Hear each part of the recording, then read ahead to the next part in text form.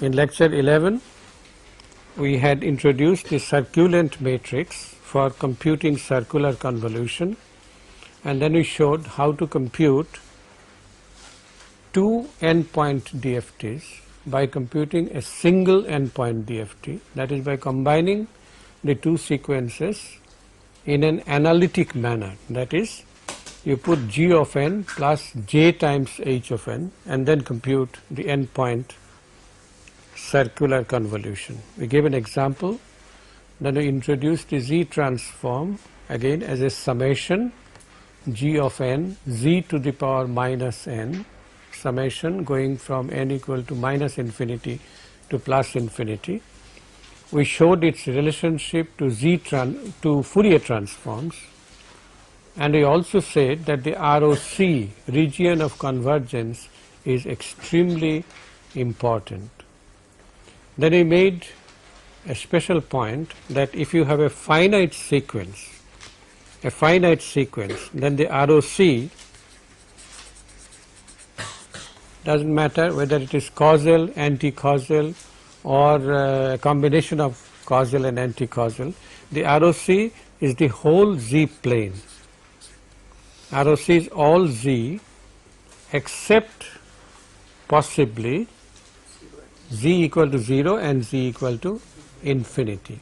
It can be both or it can be one of them, except Z equal to 0 or Z equal to infinity or both. That's it. The ROC is the total Z plane. But if it is an infinite sequence, then the ROC in general, infinite sequence, the ROC in general is an annular region between two circles. The radii of the circles, I introduced the subscripts L and R. It's difficult to keep track of this, so I'll simplify this. I'll call this smaller circle as radius R1 and the larger circle as radius R2. 2 is greater than 1 and therefore it's easier to follow. Okay? The ROC in general is this, where R1 can be as small as 0, R2 can be as large as infinity. Okay? And for an infinite sequence, the Z transform is a rational function of the form P of Z by Q of Z. A rational function is a ratio of polynomials, and a polynomial is a finite series containing only integral positive powers of the variable. Pz, in fact, we write as a polynomial in Z inverse. The variable is Z inverse. If Z is the variable, then Pz is not a polynomial. Is that clear? Z inverse is the variable. 1 plus x square is a polynomial, but 1 plus x to the minus 1 plus x to the minus 2 is not a polynomial in x, but it is a polynomial in x inverse. Okay. From this rational function, we defined what poles and zeros are, and we said that the ROC is bounded by the pole. We made a statement that is bounded by the pole at a largest distance from the origin. This is for a special type of sequence. This is for causal sequences. On the other hand, if it is an anti-causal sequence, then the ROC is bounded by the pole which is closest to the origin. Okay? For a causal sequence, the ROC is outside a circle. For an anti-causal sequence, the ROC is inside a circle. And then we took some examples. We made a table of the basic Z transforms, that is delta n, u of n, alpha to the n un, and r to the n cosine n omega 0 u of n or r to the n sine n omega 0 u of n. If you know these transforms, then you can solve almost any problem in Z transforms, provided you keep your eyes and ears open about the ROC, the region of convergence. In Fourier transform there is no such complication. In Z transform there is a complication, that the ROC is extremely important. In fact, we will show that the same Z transform can represent different ROCs. We will show by an example, but this is to come a little later. We also showed that there are sequences for which Z transform does not exist. For example, alpha to the n. The Z transform does not exist because it consists of two parts, the right sided sequence and the left sided sequence, and the two ROCs do not have an overlapping region. There is an overlapping region, a circle of radius mod alpha, but on that is located the pole, and therefore there is no ROC. It's important to understand this. Yes. Was there a question? All right. Now we talk of inverse Z transform.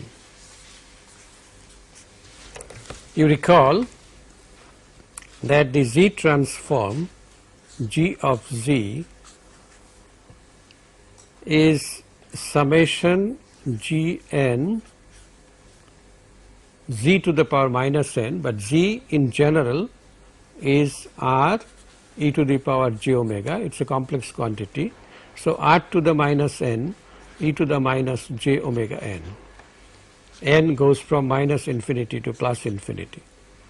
This can also be looked upon as the Fourier transform of this sequence Gn r to the minus n. So the inverse Fourier transform relationship should hold. In other words, we should have Gn r to the minus n, the sequence can be restored, can be recovered from the Fourier transform by taking the integral 1 by 2 pi rho j minus pi to pi capital G of e to the power capital G of r e to the power j omega, okay, e to the j n omega, small z is r e to the power j omega. So capital G r e to the j omega, e to the j n omega, then d omega. Now I can transfer this r to the minus n to the right hand side inside the integral, because the variable is omega, and therefore I can write this as 1 over 2 pi integral minus pi to pi capital G. Let's restore small z. R e to the power j omega can be written as small z, and r to the n, if it is brought on this sides, then this is z to the n, then there is a d omega. We must change the variable because our function is that of z. Now z equal to r e to the power j omega means that dz is equal to r is a constant, omega is the variable. So r e to the power j omega multiplied by j d omega, and therefore we can replace d omega by dz divided by r. This is z. So I can replace d omega by dz by j times z, which gives me g of n. I made a mistake here. In the previous one, this is gn, this is gn, okay. Therefore gn becomes equal to 1 over 2 pi. We will not put the integral limits now. G of z, z to the n, dz over jz. Now this is equal to 1 over 2 pi j, integral limit shall come a little later, g z, z to the n minus 1, j has come here, multiplied by dz. Now what should be the limits of integral? Z is a two-dimensional plane. It has no limits. It goes from minus infinity to plus infinity in a complex manner. It's not a real quantity. On the other hand, what was the idea in integrating over omega? Omega goes over a circle from minus pi to plus pi. In other words, it makes a closed contour, and therefore when you go from the unit circle to the total complex plane, the integration becomes a contour integration. In other words, what you should do is you should choose a contour, which let's call this contour as C.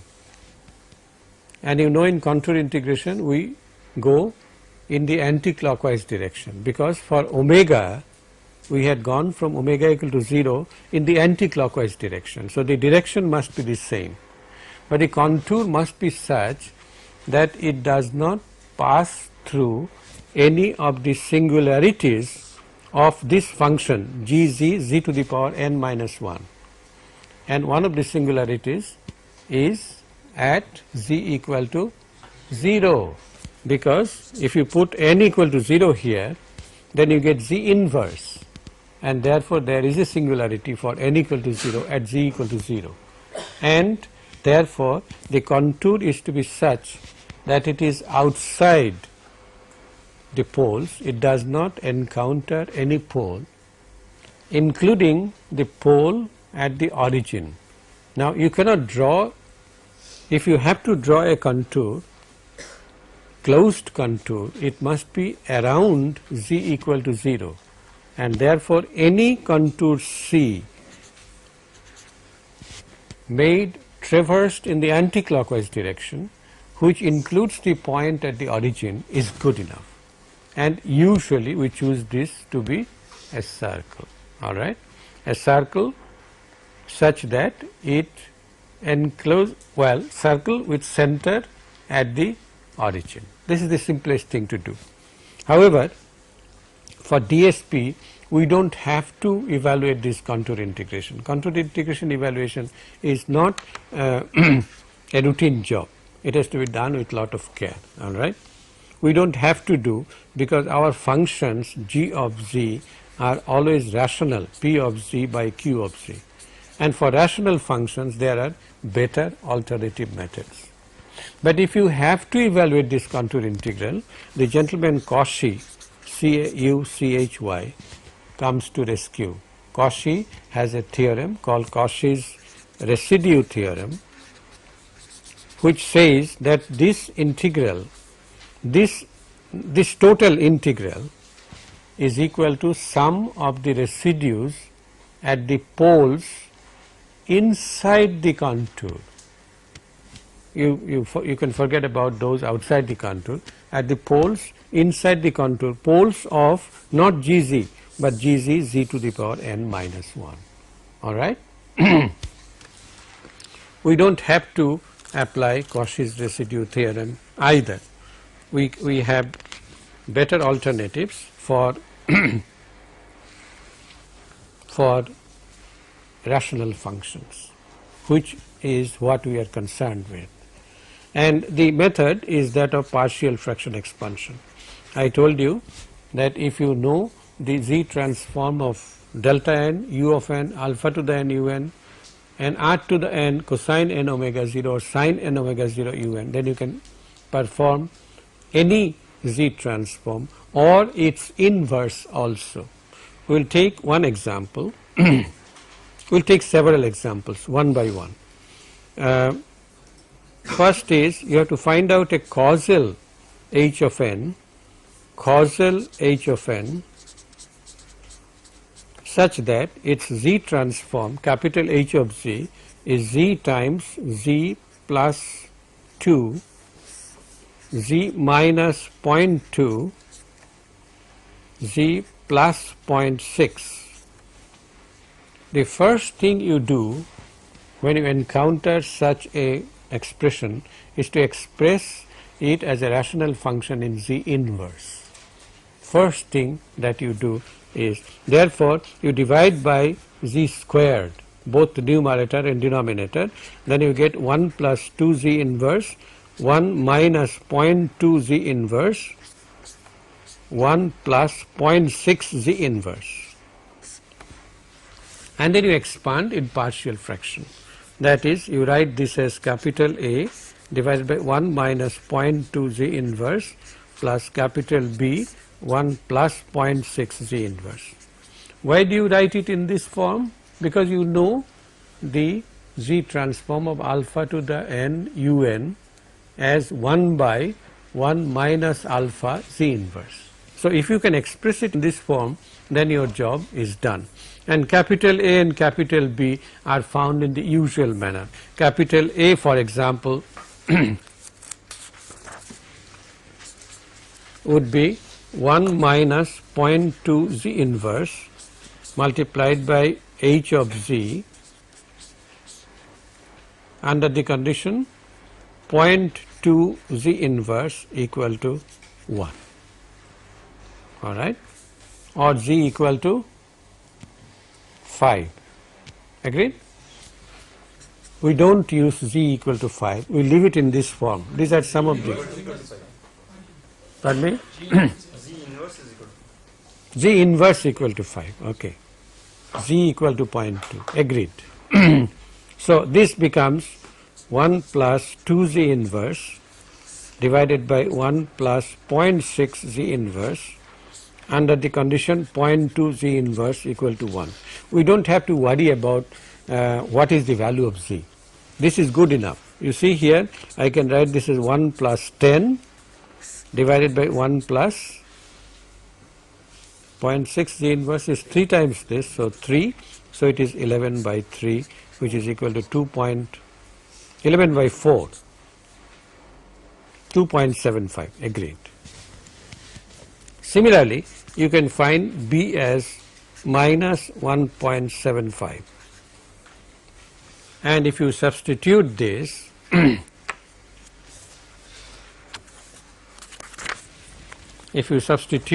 you get h of z as equal to 2.75 divided by 1 minus, what was it, 0.2 z inverse plus minus 1.75 divided by 1 plus 0.6 z inverse.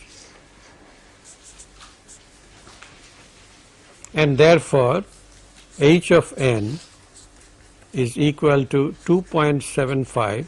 We apply that formula. It's a 1-to-1 transformation, and therefore 0.2 to the power n un minus 1.75 minus 0.6.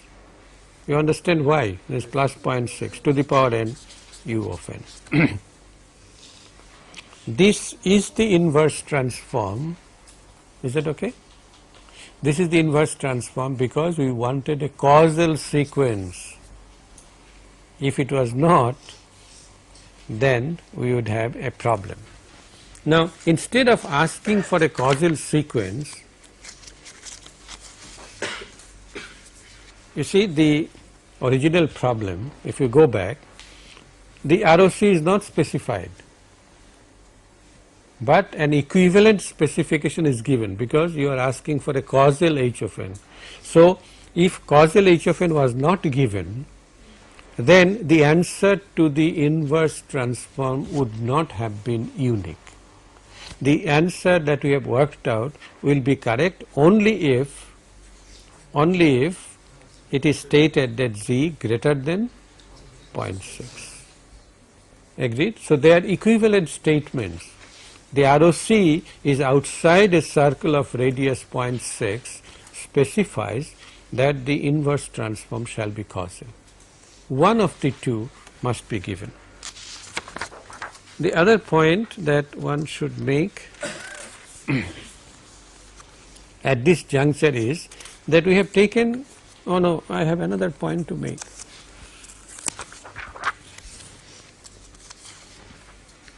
Now we go back to the original problem.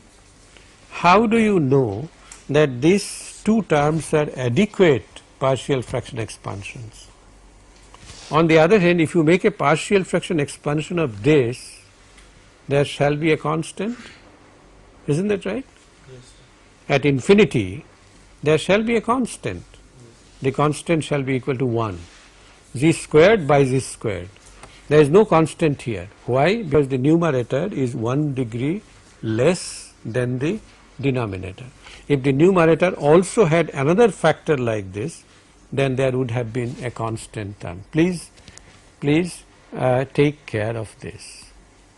Suppose the numerator, now let us take an example. Suppose the numerator degree was higher. Suppose we have a h of z, which is p of z divided by q of z, and p of z degree equal to 3 and q of z degree equal to 2. All right.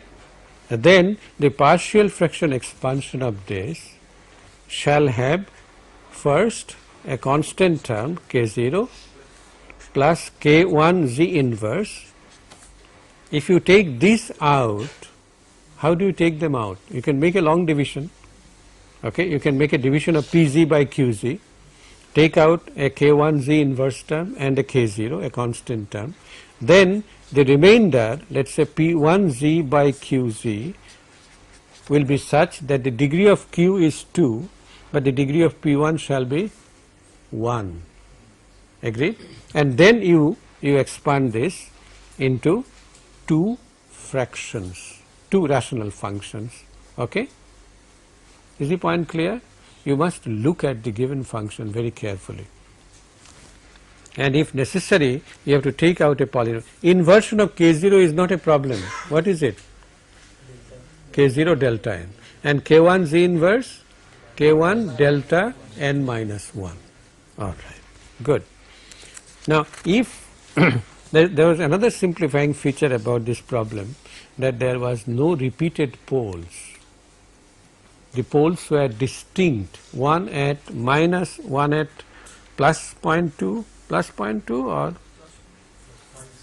Plus 0.2 and minus 0.2. No. Z inverse, yes, you were right. So 0.2 and 1 minus 0.2 Z inverse equal to 0. This gives 0.2 Z inverse equal to 1. So Z equal to 0.2. You are right. The poles were at 0.2, plus 0.2 and minus 0.6. All right. They were distinct. If there are repeated poles, then what do you do? If there are repeated poles, let us say we take a general case. Suppose g of z is some numerator divided by 1 minus p z inverse to the power L. This root at z equal to p, the pole at z equal to p is repeated capital N number of times, and then you have some other polynomial, let us say q1 of z. All right. We have used a capital N, well, it does not matter what it is. Q1 of z contains the other poles.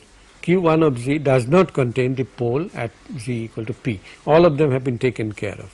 Then, provided n of z degree is less than L plus degree of Q1, you understand? That is, the numerator degree is less than the denominator degree, then this can be written as A1, let me keep my symbols, AI divided by 1 minus P z inverse to the power I, where I goes from 1 to L. That is, the repeated roots would give rise to a partial fraction expansion starting with A1 divided by 1 minus PZ inverse, A2 divided by 1 minus PZ inverse whole squared up to AL divided by 1 minus PZ inverse to the power L. So, there are capital L number of constants, all right, and then plus the rest of the function. Rest of the function will be Q1 of Z, and in the numerator you shall have a correspondingly reduced polynomial N1 of Z, which you can take care of by partial fraction expansion. And then you invert this, okay. The inversion of this, that is Z inverse of AI divided by 1 minus P Z inverse to the power I, is not a problem. You can do it yourself by taking help of the fact that the Z transform of n times G of n is given by minus Z d G dZ. If you take account of this, then you can find a general formula for the inversion of this. We shall come back to this later. But then how do you find the AIs, the coefficients? Well, all textbooks give this formula, that is AI, a very ugly looking formula, and unless I am forced to, I never use it, but anyway it is good to know. L minus I factorial minus P to the power L minus I, then d L minus I d Z inverse L minus I, L minus ith differential coefficient of 1 minus P Z inverse to the power L G of Z, evaluated at Z equal to P. So, general formula looks horrible. you have to differentiate L minus I times, divide by this, and then put Z equal to P, and at any step you can make a mistake. What I do is slightly different. What I do is the following. Let's take an example to illustrate what I do, and I'm sure you'll find it more convenient than differentiating this. And the scope of making a mistake in my procedure is much less. What I do is the following. Let's say I have a G of Z, which is n of Z divided by, I'll take a pole repeated 3 times, okay, an example, multiplied by, let's say, alpha Z inverse, all right, where it is assumed that nZ degree is less than 4. If the numerator degree is less than the denominator degree, then we call it a proper rational function. There is nothing improper about the other rational function. If the degree of numerator exceeds or is equal to the denominator, there is nothing improper, but then this term has gone into the literature and we shall use it. Now, the partial fraction expansion of this would be A1 divided by 1 minus Pz inverse plus A2 divided by 1 minus Pz inverse whole squared plus A3 divided by 1 minus Pz inverse whole cubed plus B divided by 1 minus alpha Z inverse. Okay. We can find out B very easily. B, you multiply this by 1 minus alpha Z inverse and put alpha Z inverse equal to 1. So, B equal to 1 minus alpha Z inverse multiplied by G of Z, put alpha Z inverse equal to 1. Do not bother about finding the value of Z. No, alpha Z inverse equal to 1 is good enough. That is, Z inverse is 1 by alpha. B, A3 can also be found out easily. A3 is 1 minus P Z inverse whole cubed multiplied by GZ with P Z inverse equal to 1. Agreed? A3 can also, A3 and B are known. These are known.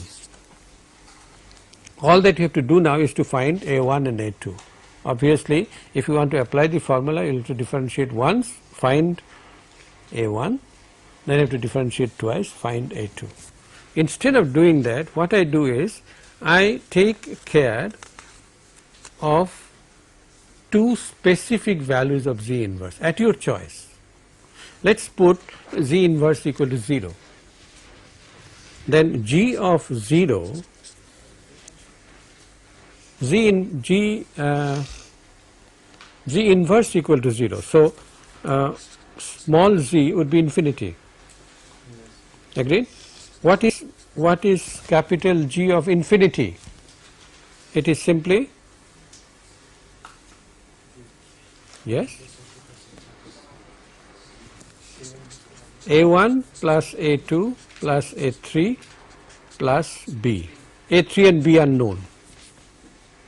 So I have got the value of G infinity, capital G infinity, is equal to A1 plus A2 plus A3 plus B. So A1 plus A2 is equal to G infinity minus A3 minus B. This is one of the equations. All right. The other equation, you put Z inverse equal to any other value that you like, 1. Okay. Or you can put minus 1 if you like. If I put 1, Z inverse equal to 1, so G is also equal to 1. That is equal to A1 divided by 1 minus P plus A2 divided by 1 minus P whole square plus A3 plus B. Once again, I get an equation in two variables, A1 and A2, because A3 and B are known. And I have two simultaneous equations and I can solve them. Okay, A3 by 1 minus P whole cubed and B by 1 minus alpha. These two are known. These two are known, so you can take them on the other side and make an equation in A1 and A2. This procedure, although a little bit of algebra, is much simpler and not prone to mistakes. Well, if you want to make a mistake, then nobody can stop you. But there are less chances of making a mistake. I would suggest that you follow this. The other thing that one can do is, I don't find that very convenient, but if you do, you can use that. What we do is, we bring them under the same denominator. We simplify this. So I get in the numerator a polynomial in Z inverse with the constants A1, A2, A3 and B. A3 and B are known, so A1 and A2 you equate corresponding coefficients of. You can do that also, okay, if you find that to be more convenient. But I find this very convenient because Z inverse I can choose at my sweet will. Okay, can I choose Z inverse equal to infinity here as one of the values? Z inverse equal to infinity, all the terms will be 0. Why? Because the numerator degree was less than the denominator degree. So Z inverse equal to infinity is not a proper choice. Z inverse equal to 0 is a choice. Z inverse equal to plus 1 is a choice. Minus 1 is a choice. These are the simple choices, and this usually does the job. Okay, that's the case of repeated poles. The inversion of Z transform can also be done by long division. You see, all you have to do is to express G of Z, P of Z over Q of Z in this form, that is G0 plus G1 Z inverse plus G2 G of 2 Z to the minus 2 and so on. So if we divide P of Z by Q of Z, long division, and take the what is it called, quotient? quotient, take the quotient. Quotient is a polynomial in Z inverse, so the coefficients give you the sequence. The difficulty is that you may not be able to find a closed form formula. You may not be able to find in general a formula for G of n. You can find the individual coefficients. Okay, even if it is sine or cosine, you may not be able to guess what the exact formula. That is the only problem. But this also, we will take this also to illustrate the fact that the ROC is an extremely important attribute of a Z transform. We tacitly wrote this, but who told you that I want a causal sequence? I didn't tell you. I didn't specify the ROC. Okay, but if it is causal, then this will be a correct representation. On the other hand, if it is anti-causal, then you have to express this long division such that your quotient is a polynomial in Z, not Z inverse. Okay, we will illustrate this with the help of U of n. You know the Z transform is 1 minus Z inverse. Okay, but suppose the nature of the sequence is not specified. You are only told that G of Z is 1 minus Z inverse. Find the inverse transform. Obviously, there can be multiple answers. The answer shall not be unique unless the ROC is specified. For example, I could write this as Z divided by Z minus 1. Agreed? And if I make a long division, then 1, so Z minus 1, I get plus 1, then I get plus Z inverse, agreed, plus Z inverse, so I get 1 minus Z inverse, the remainder is Z inverse, then plus Z to the minus 2, Z to the minus 1 minus Z to the minus 2 and so on. Therefore, the sequence would go like this. 1 plus Z inverse plus Z to the minus 2 and so on, and obviously the answer is 1 1 1 1. This is n equal to 0, and therefore the required sequence is U of n. Now this is one of the answers. What is the ROC of this? Obviously this series converges if mod Z is greater than 1. So the ROC is outside the unit circle. On the other hand, if I carry out the long division as it is, that is G of Z equal to 1 by 1 minus Z inverse, as it is, that is minus Z inverse plus 1 divides 1. Then minus Z is the first quotient, minus Z, so I get 1 minus Z. There is plus Z here. The next one is minus Z to the power 2. So I get Z minus Z squared. The remainder is Z squared. So I get minus Z to the 3 and so on. And you see the sequence is minus 1, minus 1, minus 1 to infinity, but it starts at n equal to 1, and therefore for this Z transform U of minus n minus 1 is a legally valid candidate. Agreed? You must admit this also as one of the answers. And this series obviously converges for mod Z less than 1. Therefore, if G of Z is specified with an ROC mod Z less than 1, then you know it's the anti-causal sequence. It's not U of minus n, U of minus n minus 1. Agreed? So the ROC is extremely important. We shall take another example. Pardon me? Yes. Thank you for pointing this out. It is minus U of minus n because the sequence values are minus 1. this is the correct answer. It is either u of n or minus u minus n minus 1. Agreed. Very good. I will take another example, more interesting. Suppose I have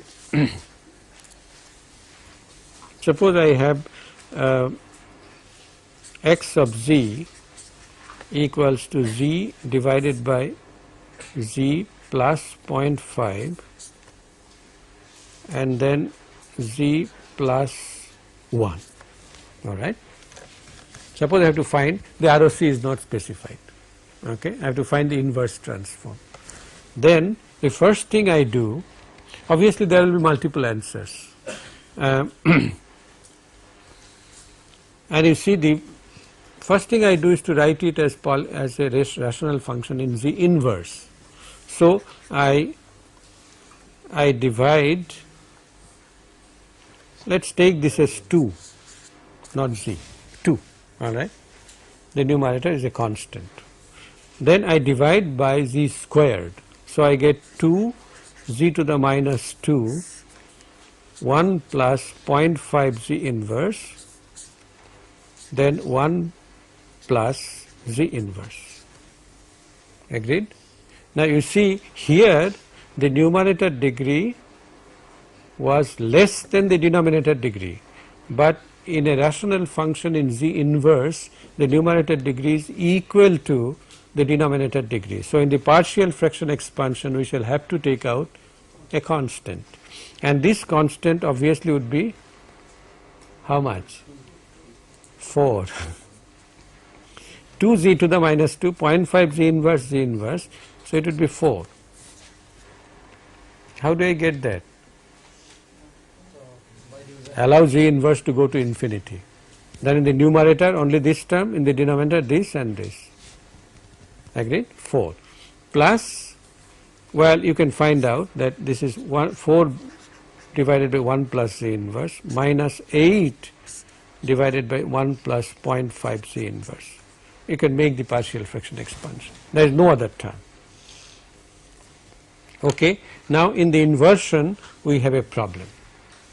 Suppose the ROC is, let's say, 0.5, we are looking at possibilities. ROC has to be bounded by poles. The poles are at minus 0.5 and minus 1. Therefore, we can have an ROC like this. If it is bounded, it's the annular region between the two poles. Okay? If that is so, then which of these shall give you a left-sided sequence? Which one will give you a right-sided sequence?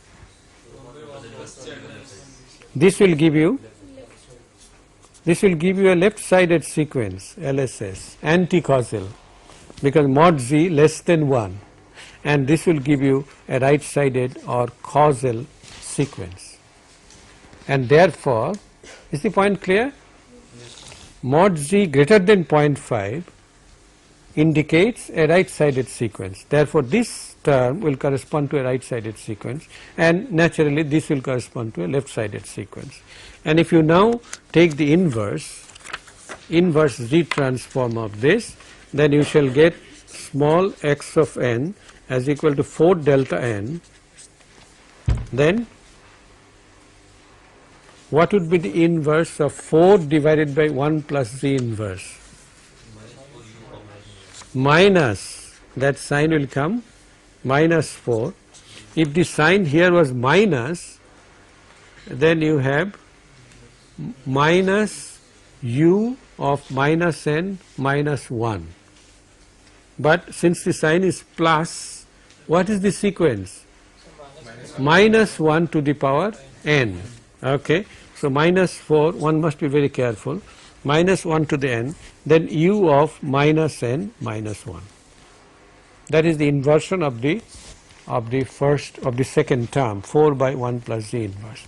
The third term is very easy, minus 8 minus 0.5, don't make a mistake, minus 0.5 to the power n u of n. This is the sequence. Agreed? On the other hand, if the ROC is simply mod Z less than 0.5, this is also possible, then the total signal would be anti-causal, and therefore x of n would be 4 delta n, then minus 4 minus 1 to the n, u of minus n minus 1. What would be the next term? Minus 8 minus 0.5 to the power n, u of minus n minus 1. Agreed. It shall be plus 8. Very good. Clear? Okay. Now, what is the other possibility? Mod Z can be greater than 1. Okay. ROC mod Z greater than 1. Then what would be x of n? It would be 4 delta n plus 4 minus 1 to the n un minus 8 minus 0.5 to the power n un. You see, there are 3 possibilities. Are there any other? Any other possibilities? No, because the ROC must be bounded by poles, and we have poles. Where are the poles? Minus 1, minus 0.5 or plus 0.5? Minus 0.5. Okay, minus 0.5. So the ROC can be outside this region, inside this region, or the annular region. We have exhausted the possibilities. Okay. Therefore, there are 3 answers to this question, unless the ROC is specified or unless the nature of the sequence is specified. If the sequence is totally causal, then you have 1 answer, totally anti-causal 1 answer. If it's a mixture of the 2, then you have the 3rd answer. So, this example illustrates the importance of the ROC in specifying a Z transform. Now we talk about some properties of Z transforms exactly like those of the Fourier transforms. But then here when we talk about properties, we have 2 sequences G and Hn, and the Z transforms are G of Z and H of Z with ROCs specified as Rg and Rh. Rg stands for, in general, mod Z lying between Rg1 and Rg2. Okay, in general, lying between 2 circles, annular region between 2 circles of radii Rg1 and Rg2. Similarly, Rh is Rh1, Rh2. We shall also use the symbol ROC is 1 by Rg. 1 by Rg shall mean that mod Z lies between 1 by Rg2 and 1 by Rg1. We shall also use the symbol RgRh, that is the product of the 2. This will stand for Rg1 Rh1 mod Z less than Rg2 Rh2. We shall use these symbols to discuss the properties. There is no such complication in Fourier transform, but Z transform has this complication. Now, if you take the conjugate of a sequence, then by applying the definition you can show that this is G star of Z star. It's very simple. Just write the definition of the Fourier transform of this, then you can put it in that form. What do you think its region of convergence would be? mod z and mod z star have the same value, and therefore the ROC shall be the same as RG. Agreed? Is this clear? All right.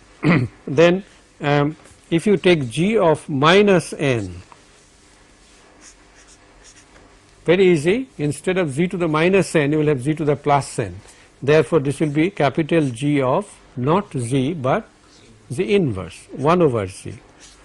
And what shall be the region of convergence? 1 by Rg, that is correct. Z has gone to 1 by z, therefore the region of convergence is 1 by Rg. Next, if you, well, this is very simple. Linearity alpha Gn plus beta Hn shall give rise to alpha capital G of z plus beta capital H of z. It's a linear transform. Then time shift. Oh, what is the ROC? Good question. It shall include the overlap, that is Rg intersection Rh, but that's not the total story. It can be wider than this. Includes this, but it can be wider than this. Suppose G of z is z inverse and H of z is 1 minus z inverse. Alpha and beta are 1, then the sum is 1. Therefore the whole of z plane is included. Isn't that right? Therefore the ROC includes the intersection but can be wider,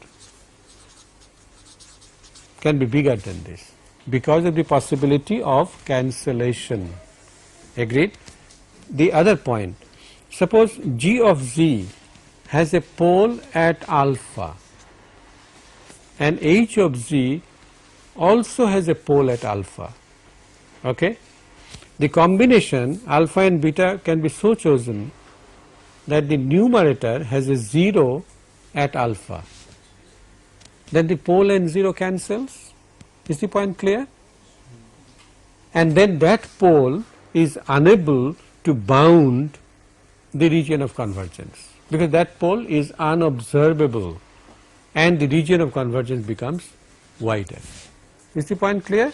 So the region of convergence of this includes the intersection, but it can be wider. Now the next point, G of n minus n0 is simply z to the minus n0 capital G of z. The region of convergence is Rg. Is that all? The factor z to the minus n0 shall also contribute to poles. If n0 is a positive integer, then the point at the origin shall be excluded. So except possibly z equal to 0. On the other hand, if n0 is a negative integer, then the point at infinity, except possibly z equal to 0 or z equal to infinity.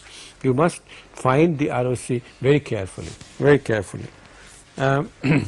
One more before you conclude the class. Alpha to the n, if you multiply g of n by alpha to the n, then from the definition z to the minus n alpha to the n would be z by alpha to the power minus n. Agreed? What I am saying is z to the minus n alpha to the n gn, the summation of this, and this can be written as z by alpha to the power minus n. Therefore the z transform would be capital G of z by alpha. And what is the ROC? Mod of z by alpha. The ROC is Rg, therefore alpha times Rg. You must find this out very carefully, and I think